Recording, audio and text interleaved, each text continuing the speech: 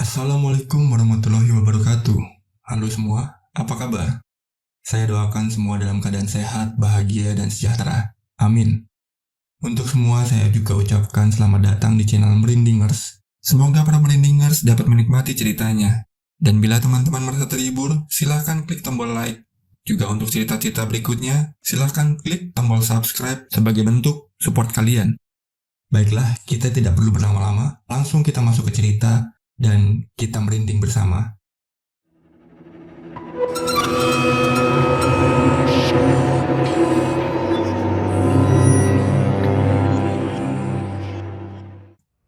Bismillahirrahmanirrahim. Kisah ini terjadi di awal tahun 80-an, di sebuah desa di selatan Pulau Jawa. Kisah dari seorang lelaki bernama Pak Salamun, seorang pedagang berusia 55 tahun, dan istrinya Mbak Yah yang masih terlihat ayu di usianya yang sudah melewati 45 tahun. Mereka berdua dikaruniai seorang putra dan seorang putri. Kehidupan keluarga Pak Salamun sangat sederhana, bahkan bisa dibilang serba kekurangan. Rumahnya hanya menggunakan lampu teplok dan lampu petromak sebagai penerangan. Bukan belum masuk listrik di desa itu, tapi memang Pak Salamun belum mampu untuk memasang instalasi listrik di rumahnya. Pak Salamun tinggal di desa yang cukup terpelosok, yang jarak tiap rumah dengan tetangganya bisa lebih dari 10 meter jauhnya. Desa itu masih sangat asri dan hijau, dengan banyak pepohonan dan kebun-kebun milik warga. Suasana saat malam desa terasa begitu sepi, karena selepas sholat isya di masjid, warga lebih memilih menutup pintu rumah dan beristirahat. Kebanyakan dari mereka bekerja sebagai petani dan harus bangun pagi untuk pergi ke sawah atau berkebun. Pekerjaan Pak Salamun itu berjualan kopi, susu jahe, teh, dan berbagai macam gorengan. Ia punya gerobak angkringan di pasar kecamatan. Pasar itu jaraknya cukup jauh dari rumahnya. Pasar itu pasar yang cukup besar, seperti pasar induk. Pasar yang tidak pernah tidur karena orang-orang di sana melakukan aktivitas 24 jam sehari. Setiap hari pula Pak Salamun harus berjalan kaki melewati persawahan, kebun-kebun desa, bahkan harus melewati pinggiran hutan kecil di sebelah timur kampung. Karena jalan itulah adalah satu-satunya jalan terdekat untuk menuju ke pasar ataupun sebaliknya. Pak Salamun selalu pulang larut malam. Biasanya ia sampai di rumah sekitar jam 12 malam. Bahkan terkadang sudah lewat tengah malam. Meski perjalanan pulang terasa sepi dan melelahkan, Pak Salamun tetap semangat demi keluarganya. Karena dia tahu betul betapa sulitnya mencari uang di desa terpelosok, dan di pasar itulah dia bisa mendapatkan rezeki. Suatu malam Pak Salamun pulang dengan perasaan lebih berat dari biasanya. Malam itu jalanan tampak lebih gelap dan angin bertiup lebih kencang, membawa aroma lembab dari hutan kecil di pinggir desa. Pak Salamun biasa pulang berjalan kaki, hanya bermodalkan lampu senter sebagai penerangan. Saat melewati jalan setapak di pinggiran hutan, ada perasaan tidak nyaman yang tidak biasa. Perasaan yang membuat bulu kuduknya berdiri. Ia merasa ada sesuatu yang tidak kasat mata yang sedang mengintai dari balik kegelapan. Ada sesuatu yang memaksa Pak Salamun untuk menengok ke arah hutan itu. Dan benar saja, Pak Salamun melihat siluet tinggi besar hitam legam di antara pepohonan. Jaraknya tidak terlalu jauh dari Pak Salamun. Sosok itu tidak terlihat jelas dan hanya diam berdiri mematung di sana. Tapi saat Pak Salamun mengerahkan lampu senternya ke arah sosok itu, ternyata tidak ada apa-apa di sana. Pasti salah lihat. Aku cuma kecapean dan butuh beristirahat. Begitu batin Pak Salamun mencoba menenangkan diri. Pak Salamun pun mempercepat langkahnya. Ia bukanlah lelaki penakut. Ia cuma ingin secepatnya sampai di rumah. Sepanjang sisa perjalanannya itu, dia merasa ada seseorang atau sesuatu yang mengikutinya. Akan tetapi setiap dia menengok ke belakang, tidak ada siapa-siapa atau sesuatu apapun yang mengikutinya. Cuma jalanan setapak yang kosong dan gelapnya malam. Esok harinya Pak Salamun beraktivitas seperti biasa. Dia berangkat ke pasar, berjualan, dan sampailah waktu untuk dia pulang. Saat Pak Salamun berjalan pulang dan melewati hutan kecil, tempat di mana dia melihat sosok kemarin malam, tidak ada sesuatu yang terjadi di sana. Dia cuma tersenyum dan bilang dalam hati, "Betul kan? Cuma halusinasi karena ngantuk dan capek." Tapi apesnya, tiba-tiba lampu senter Pak Salamun mati. Mungkin karena baterainya sudah lemah. Untungnya Pak Salamun sudah memasuki jalanan kampung. Dia terbantu dengan lampu penerangan jalan hasil dari swadaya warga setempat. Sesampai di pekarangan rumah, tepat di samping pohon mangga, langkah Pak Salamun terhenti. Dia kaget setengah mati. Pak Salamun melihat sosok itu lagi. Sosok yang sama seperti yang dia lihat di hutan kemarin malam. Jaraknya lumayan dekat, cuma sekitar 3 meter dari tempat Pak Salamun berdiri. Jadi dia jelas melihat detil sosok itu. Badannya gemuk, tinggi besar, penuh bulu-bulu panjang dan lebat. Matanya bulat besar, merah menyala. Taringnya panjang, persis seperti taring babi hutan yang keluar dari mulutnya. Pak Salamun segera menyebut, "Allahu Akbar, Astagfirullahaladzim." Lalu memalingkan wajahnya dan buru-buru masuk ke dalam rumah. Kurang ajar, ini makhluk sialan rupanya ngikutin dari hutan sampai ke rumah kemarin malam. Batin Pak Salamun was-was bercampur kesal. Pak Salamun segera mandi, lalu masuk kamar.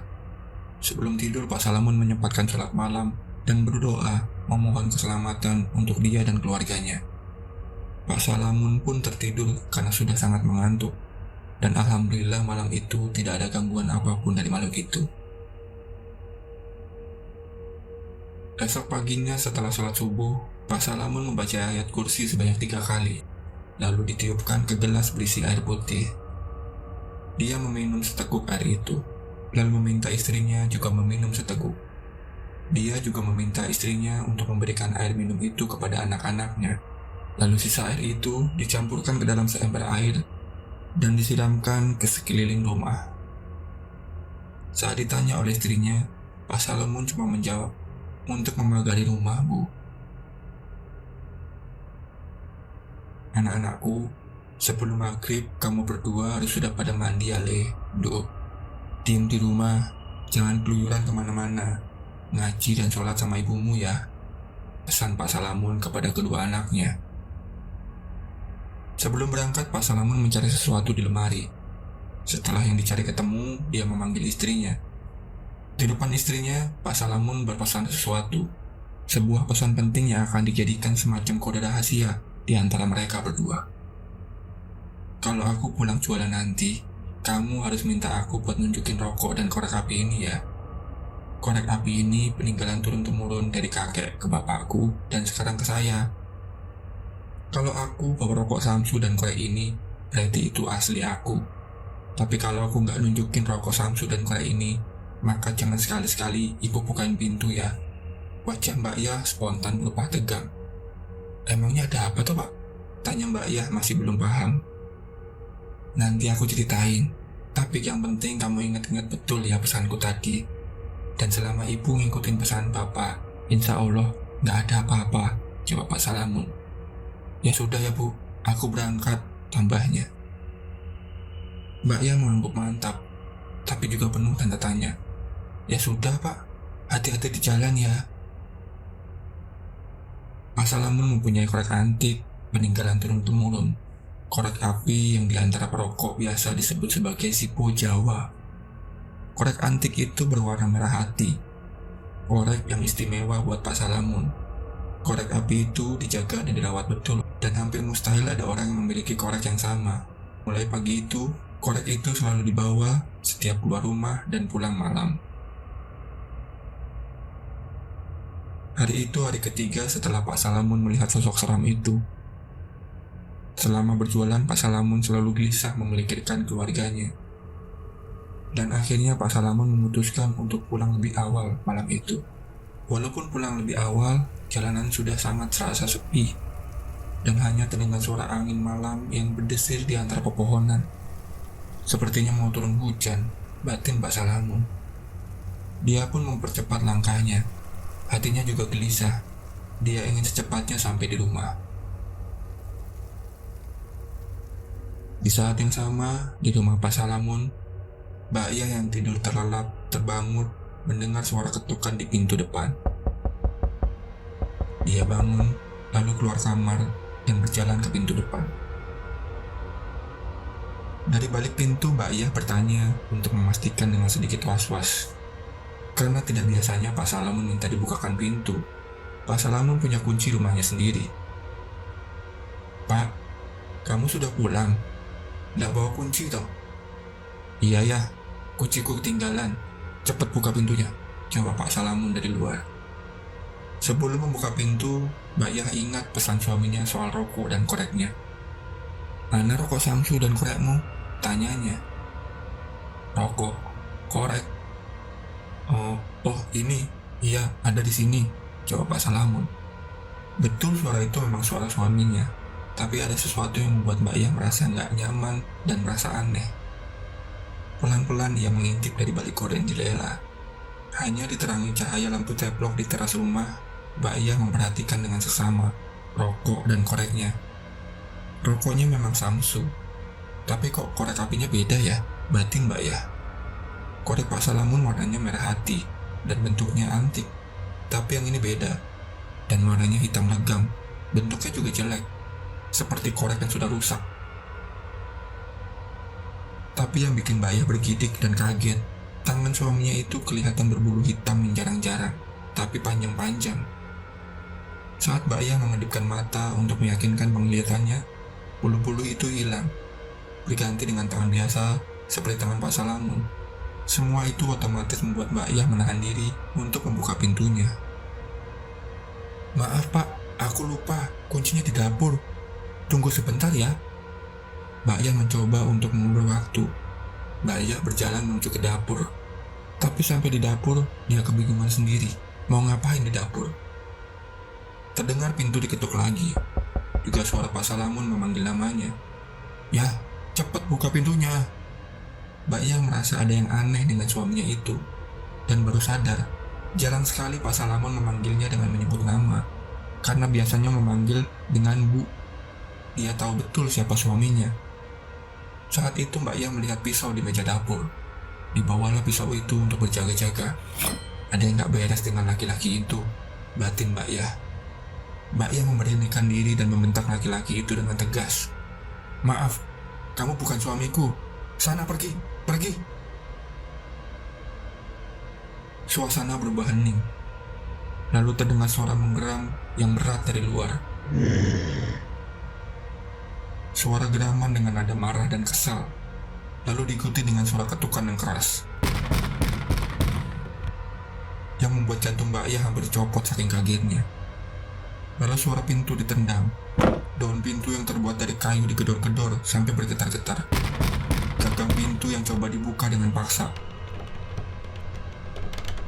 Dengan mulut gemetar, Mbak Yah berusaha membaca doa-doa, berharap siapapun itu segera pergi. Seluruh bulu kuduknya berdiri, badannya mendadak terasa lemas, lalu terduduk lunglai dan menutup kedua telinganya sambil sekuat tenaga menahan pintu. Setelah beberapa menit yang terasa seperti berjam-jam, suasana tiba-tiba berubah hening. Mbak Yah dengan pelan-pelan menurunkan tangan yang menutupi telinganya.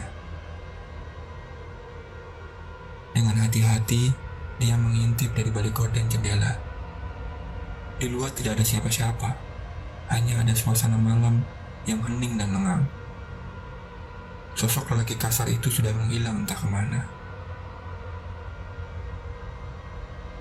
Tidak berapa lama kemudian terdengar bunyi seorang berjalan kaki masuk ke teras rumah. Mbak Yah dengan lantang berkata, "Stop, mana rokok Samsu dan korek apimu?" Dengan hati-hati, Mbak Yah mengintip lagi dari balik gorden jendela. Dilihatnya Pak Salamun yang tampak sedang menguap.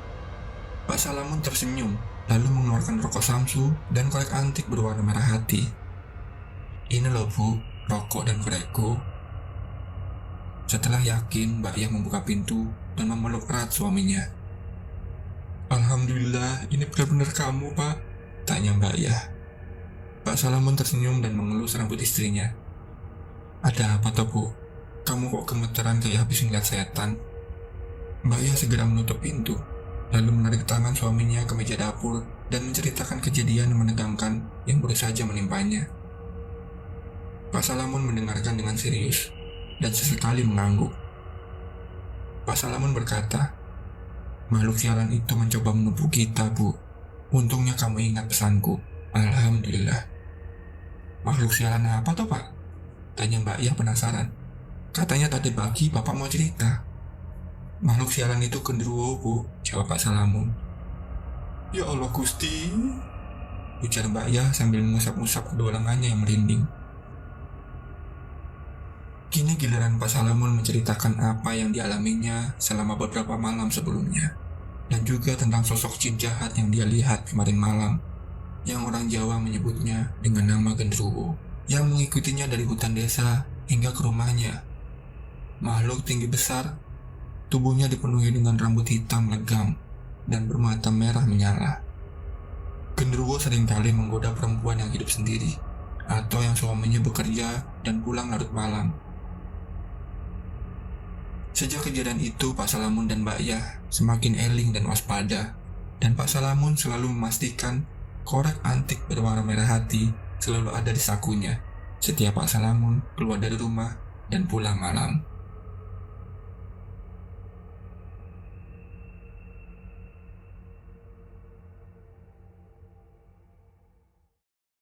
Nah, itu tadi teman-teman, kisah Pak Salamun dan istrinya Mbak Yah yang berhasil mengelabui jin jahat atau genderuwo. Saya ucapkan terima kasih karena sudah menonton video ini sampai habis. Semoga para Brandingers dapat menikmati ceritanya. Jangan lupa share, like, dan subscribe-nya sebagai bentuk support kalian untuk channel ini. Sampai jumpa di cerita horor berikutnya. Salam Brandingers dan Assalamualaikum warahmatullahi wabarakatuh.